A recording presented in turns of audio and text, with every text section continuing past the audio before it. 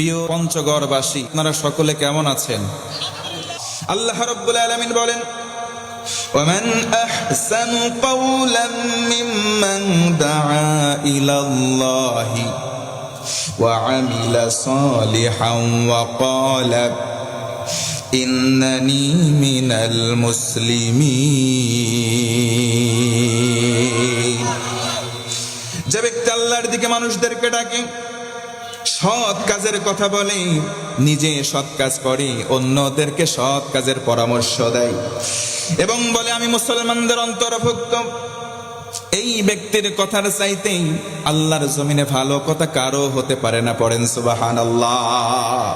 নবীজি আমার এই জন্য বলেন, তিরমিজির বর্ণনা, মান ক্বালা বিহি সাদাকা, কোরআন দিয়ে যারা বলে দুনিয়ার ভেতরে সব চাইতে সত্য কথা বলে, ওমান হাকামা বিহি আদালা, কোরআন দিয়ে যারা বিচার করে এই দুনিয়ার ভেতরে সব চাইতে উত্তম এবং ন্যায় বিচারক তারা। চিল্লায়া কোন সুবহানাল্লাহ। আল্লাহ রাব্বুল আলামিন যে ইসলাম দিয়েছেন, যদি সংরক্ষণ করতে হয়, হেফাজতে রাখতে হয়, ইসলাম বিরোধী অন্যায় এবং অপশক্তির বিরুদ্ধে সোচ্চার অবস্থান গ্রহণ করতে হবে।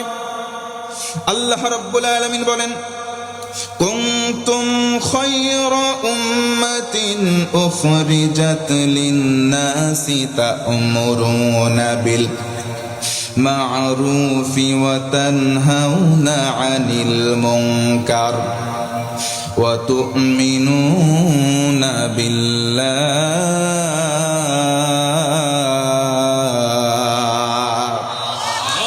আল্লাহ রাব্বুল আলামিন বলেন, তোমরাই সর্বোত্তম জাতি, যা মানুষের কল্যাণের জন্য তোমাদেরকে বের করা হয়েছে। মানুষদেরকে কল্যাণের পথেই তোমরা ডাকবা। একটু হিম্মত নিয়ে বলেন তো ইনশাআল্লাহ। আল্লাহ রাব্বুল আলামিন যে ইসলাম দিয়েছেন, ইসলাম যদি সংরক্ষণ করতে হয়, 2 নম্বর কর্মসূচি হলো ইসলাম বিরোধী অন্যায় অপসংস্কৃতির বিরুদ্ধে দাঁড়াতে হবে। আজকে আমাদের সংস্কৃতি একদম মাটির তলায় ডুবে গিয়েছে। ইসলামের সংস্কৃতি মানতে চাই না।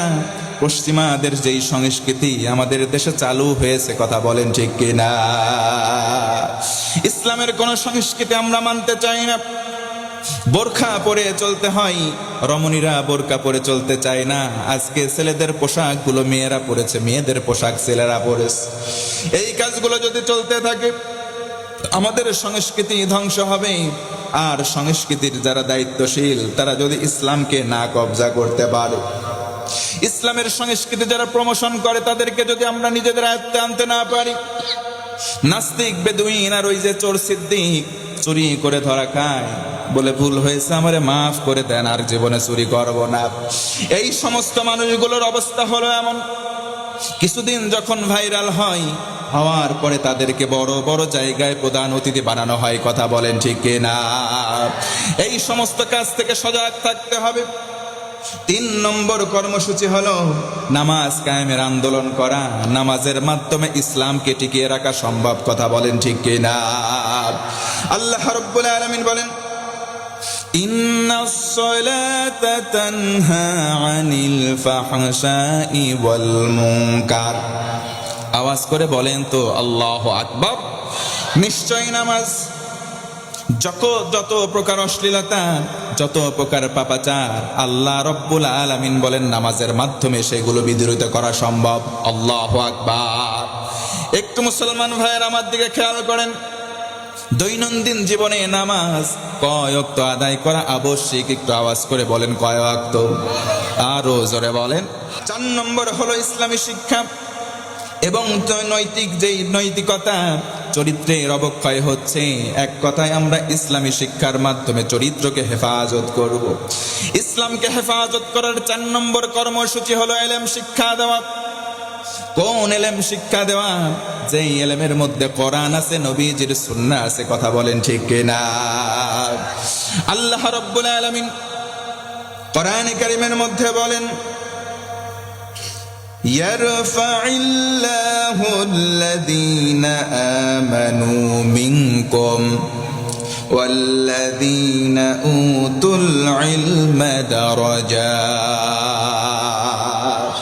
তোমাদের মধ্যে যারা ঈমান আনবে এবং যাদের জ্ঞান দেওয়া হয়েছে, এই মানুষগুলোর মর্যাদা আল্লাহ রব্বুল আলামিন ধাপে ধাপে বাড়ায়া দিবেন। জোরে বলুন সুবহানাল্লাহ। এই জন্য আমরা ইলম অর্জন করব।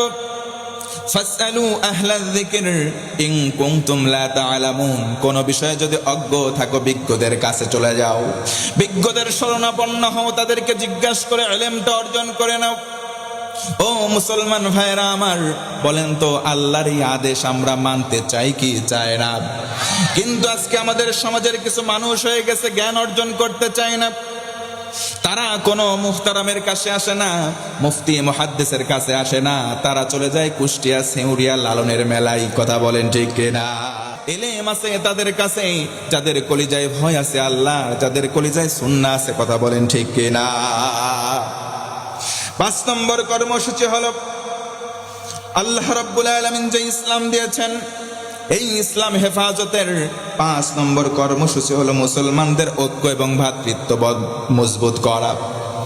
দুঃখ এবং পরিতাপের বিষয় হলো আজকে মুসলমানদের ভেতরে এমন বিভাজন হয়েছে, বিভাজন হতে হতে আজকে টুপির মধ্যে আমরা দল বানিয়ে ফেলেছি। কথা বলেন ঠিক কিনা? মিনাল্লাযীনা ফাররাকু দীনাহুম ওয়া কানু শিয়াআ কুল্লু হিসবিম বিমা লাদাইহিম ফারিহুন। যে যেই দলে আছে বলে আমার দলটা সঠিক, অন্য দলটা ভুল। কেউ হাত তুলে আমিন বলে, আবার কেউ জোরে আমিন বলে আসতে বলে, আবার কেউ আল্লাহু আকবার বলে হাত ছেড়ে দেয়। নামাজের মতো পার্থক্য আছে। এইগুলো নিয়ে মসজিদ পর্যন্ত আলাদা হয়ে গেছে। নাম দিয়েছে আহলে হাদিস মসজিদ, নাম দিয়েছে বিভিন্ন রকম আহলে কোরআন মসজিদ। এই ফেরকা আমাদের ওই দিকে আছে, আপনাদের দিকে আছে নাকি ভাই? আজকে সময় সেই সময় নাই। আমি আপনি আল্লাহকে মানি কিনা, আমি আপনি রসুলকে মানি কিনা, আমি আপনি কোরআনকে মানি কিনা, সেই দিকে তাকাতে হবে। নিশ্চয়ই তোমরা যারা মুমিন হয়েছ, এক মুমিন অন্য মুমিনের ভাই। আর যদি ভাইয়ের কোনো ভুল হয়, ভাই তুমি ভুল ধরিয়ে তাকে সংশোধন করে দেওয়া। আজকে আমাদের সমাজে কেউ কেউ কাফেরের ঝুলি নিয়ে বসে আছে। একজন দাঈ ইলাল্লাহ একটু ভুল করে ফেললে সরাসরি তাকে কাফের কাফের বলতে বলতে মুখ দিয়ে ফেনা তুলে ফেলে। কথা বলেন ঠিক কিনা? এই সমস্ত কাজ করা যাবে না। আল্লাহ নিজেই বলেন ফাআসলিহু বাইনা আখওয়াইকুম। ভাইয়ের মধ্যে ভুল হতে পারে, ওই ভাইয়ের ভুলটা তুমি ধরিয়ে দাও। কথা বলেন ঠিক কিনা? 5 নম্বর মুসলমানদের ঐক্য আর ভ্রাতৃত্ব দৃঢ় করতে হবে। 6 নম্বর কর্মসূচি হলো দোয়া করতে হবে আর তওবা করতে হবে। কার কাছে? আল্লাহ রাব্বুল আলামিনের কাছে তওবা করতে হবে। কেউ যদি তওবার মতো তওবা করে, পিছনের জিন্দেগির কোনো গুনাহ তার আমলনামায় গুনাহ থাকে না, সেগুলো সওয়াব হয়ে যায়। পড়েন সুবহানাল্লাহ। আল্লাহ রাসূল বলেন আদ-দুআ মুখুল ইবাদাহ। দোয়া হলো ইবাদতের মগজ। যত ইবাদত করি না কেন, দোয়া হলো ইবাদতের সার বস্তু, মগজ। সুবহানাল্লাহ। কেউ যদি তওবার মতো তওবা করে, মান তাবা ওয়া আমানা ওয়া আমিলা আমালান সালিহান ফাউলাইকা ইউবাদদিলুল্লাহু সাইয়্যাতিহিম হাসানাত।